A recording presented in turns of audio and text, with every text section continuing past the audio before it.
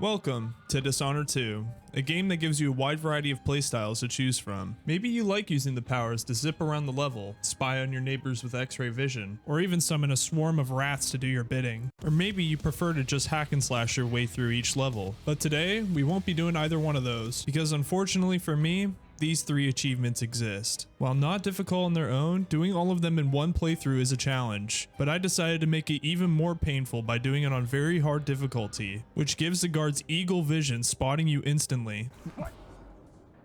Why are you looking up here, man? How about we get started? Now, I do stream these challenge runs live over on my Twitch account. I stream Monday through Friday, 9 p.m. through 12 a.m. Eastern Standard Time, so please come and check it out. I decided to pick Emily, and unfortunately for her, a coup is underway, with her aunt taking the throne and turning her father into stone. After getting knocked out, we get thrown into a room with open windows, easily letting us escape.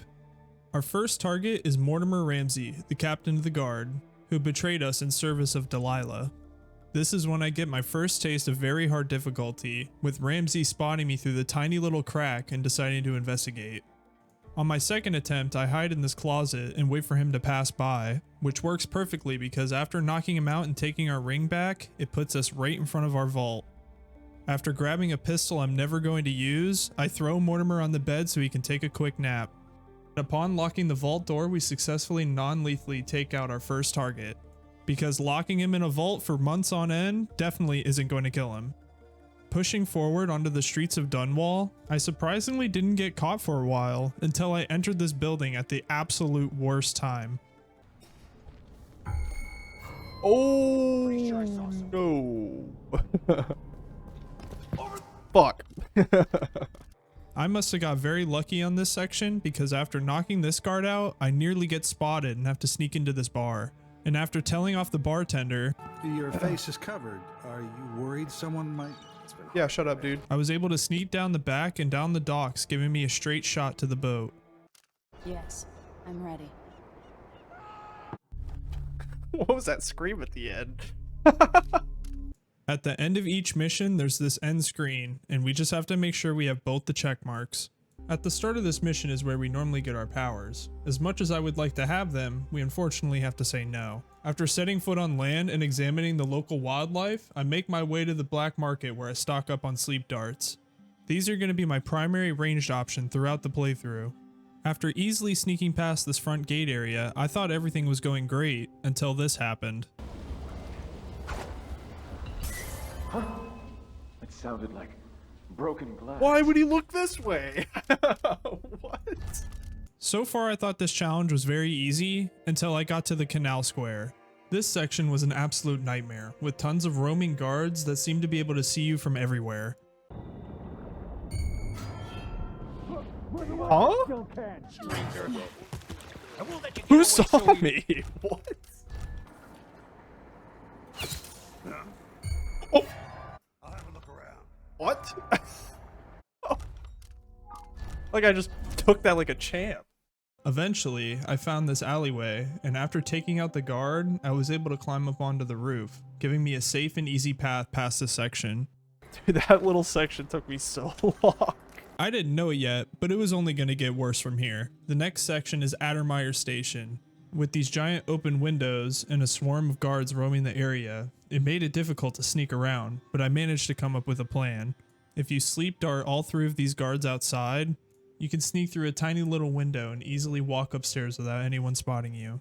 After knocking out the three guards that are upstairs, I attempted to climb through the window, but this guard almost spots me. After knocking him out with a sleep dart, I was able to casually run up to the cart and complete mission 2, making sure I have both check marks at the end mission screen.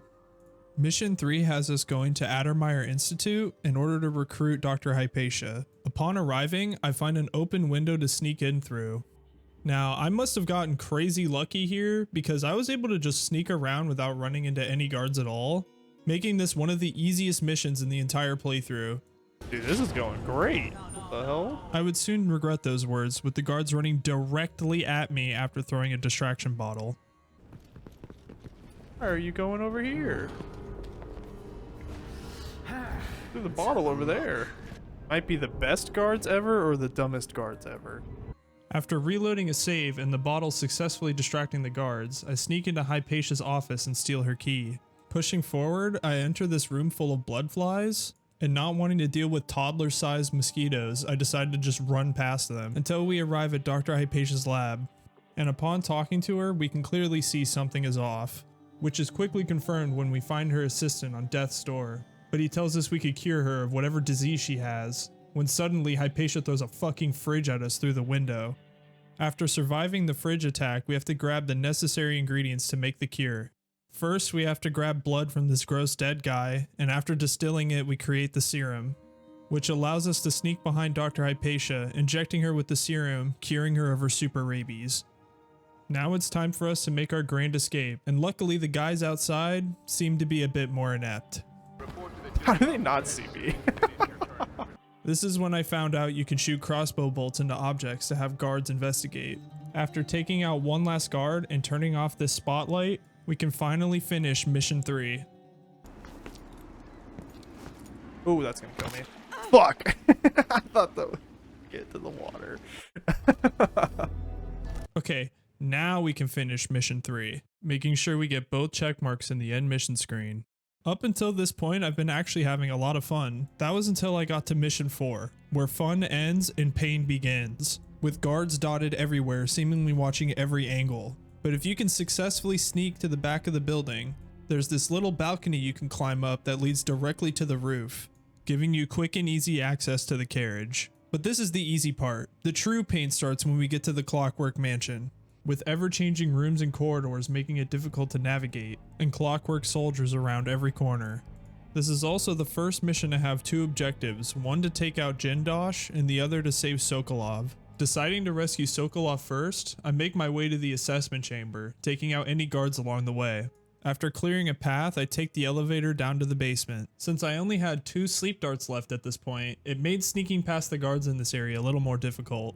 But with a little trial and error, I eventually found my way past, making it to the assessment chamber. And this is when I found out that the clockwork soldiers have eyes on the back of their heads.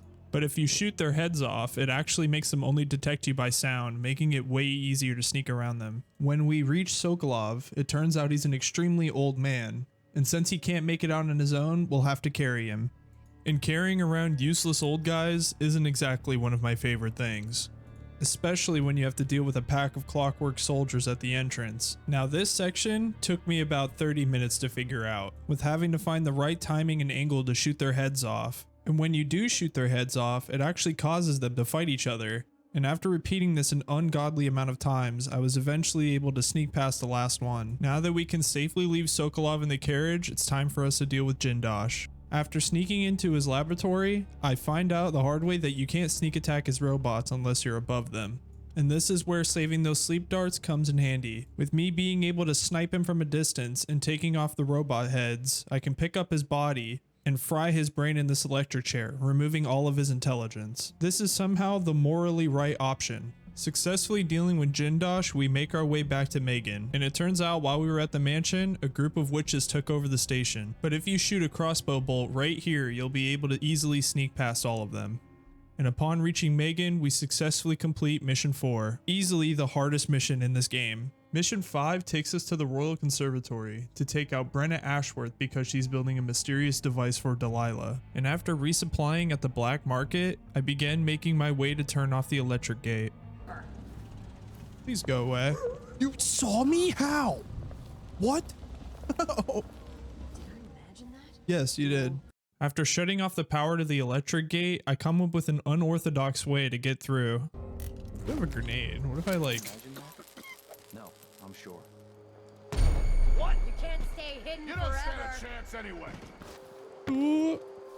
Please don't turn around. Please don't turn around. Please don't turn around. Please don't turn around. Please don't turn around. Did that actually work? That's insane. I can read. What does he think? I'm stupid? I know all my letters. Oh no. You finally know your place. After sneaking around and taking out a couple of guards, I find myself at the front entrance, but this is where we encounter a new enemy, the dog. What is that thing? We'll see more of them later. Making my way inside, I find the mysterious device. And using this device is how we non-lethally take out Brenna. And to do that, we need to search her office for these discarded lenses. And after inserting the lenses, we successfully sabotage it. But first, we need to clear the area out of any witches. Don't worry, I didn't kill her, I just gave her brain damage. It's not the same thing. With the area cleared out, we can turn on the device to sap away Brianna's powers, making her completely useless to Delilah. After non-lethally taking out our target, we can head back to Megan, successfully completing Mission 5. Mission 6 has us traveling through the Dust District to get to Aramis Stilton's manor. This mission being the shortest one in the game, but also one of the more difficult ones. Especially these two guards who seem to be always watching each other's backs.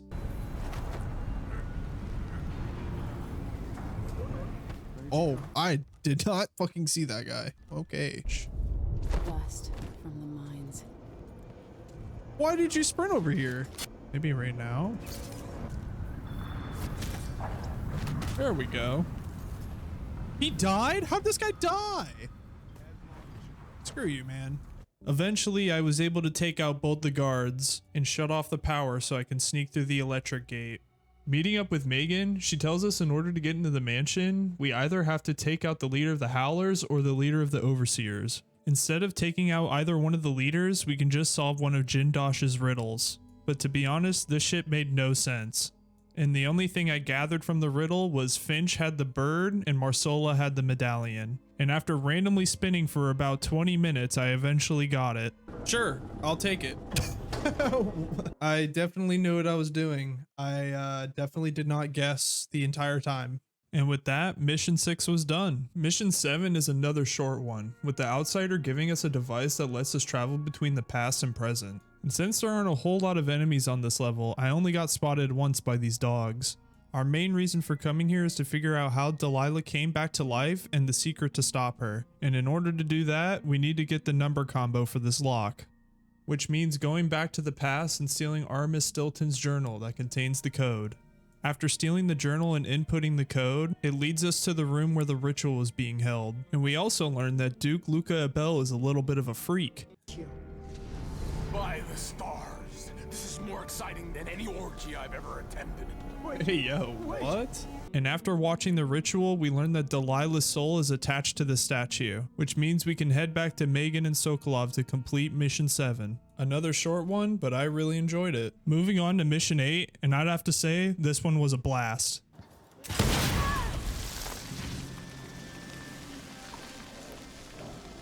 That scared the fuck out of me. Just kidding, this mission sucked. With this little section being the most infuriating, with tons of roaming guards who seem to look in the most random spots. Close. Body? Here? What? Bro. Come on. Oh. That's actually broken glass. Are you fucking kidding me? Things like that.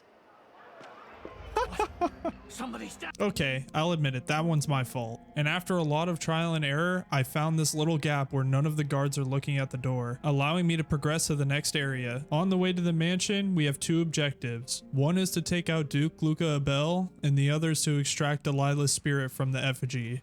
As I entered the mansion, I randomly decided to check my stats. And it turns out I somehow killed someone, and I have no idea how or when it happened. And I won't lie to you, this kind of ruined my day, but I reluctantly restart the mission, essentially flushing away 46 minutes. This time taking a different and much faster route. If you jump on this railway, you can sneak right over all the guards getting access to the door. And in a fraction of the time, I make it back to where I was. Now it's time we deal with the Duke. It turns out the Duke has a body double. We can convince this body double to take Lucas' position and work for us instead. But in order to do that, he needs a ring from the Duke to confirm his identity.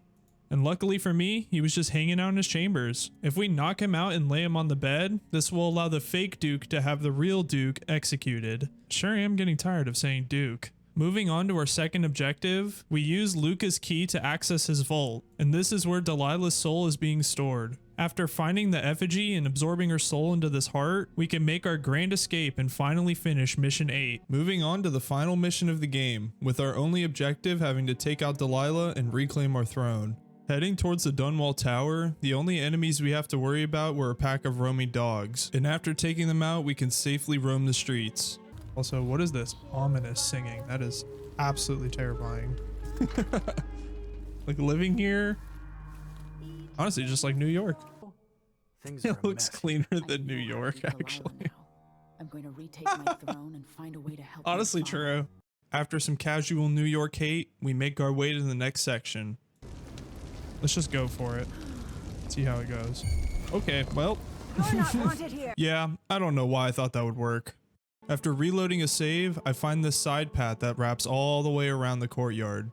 With only one witch guarding the door, we can take her out and sneak right on into Dunwall Tower. Entering the tower, we find the power to the elevators off, so we need to restore it in order to reach Delilah. Nearing the security room, I notice a clockwork soldier guarding the entrance, so I leave a devious trap for him. Oh, that's gonna kill him. That was sick. That was awesome. After restoring the power, I head back to the elevator, but this time the devs had a devious trap laid for me. You fucking scumbag. That's evil. That is evil. That is evil. Are you kidding me? Reloading a save, I take out the dog and use the elevator to go up to the top floor. Meaning it's finally time to confront Delilah. She's guarded by a pack of dogs who kept randomly spotting me no matter where I hid. What? What the fuck just happened? And after trying a lot of weird strategies to no avail, it turns out the simplest strategy is the most effective strategy. If you sneak right above her, you can get close enough to use the heart and return her soul to her. Did that work? No way. Are you kidding me? It was that easy? I didn't have to do any stupid bullshit. I had to fucking just walk up and right click her. Are you kidding me? After returning her soul, Delilah flies into the painting. And if you enter the painting and immediately turn to the right, you can climb all the way to the top and be right behind Delilah, making this boss fight into an utter joke. And after knocking Delilah out, we can place her on the throne. Normally this is where the game would end, but I forgot to make the corrupted rune. So having to go back and search around the Dunwall Tower was quite frustrating. After finding the Overseer's chamber, I gathered the necessary ingredients to create the corrupted rune. And taking that corrupted rune and placing it next to the throne, it messes with Delilah's ritual, causing her to be trapped in her false reality for the rest of her life. And after dealing with Delilah, we unpetrify our dad and complete Dishonored 2 without killing, ever being spotted, or using powers. I enjoyed this challenge actually. The creative ways you had to get around things without using powers was actually very fun. And you know what else is really fun? Hitting the subscribe button. I'm hoping to hit 1,000 subs by the end of the year, so if you like this kind of content, consider doing it. Thank you for watching. Now I hope you have a good rest of your day.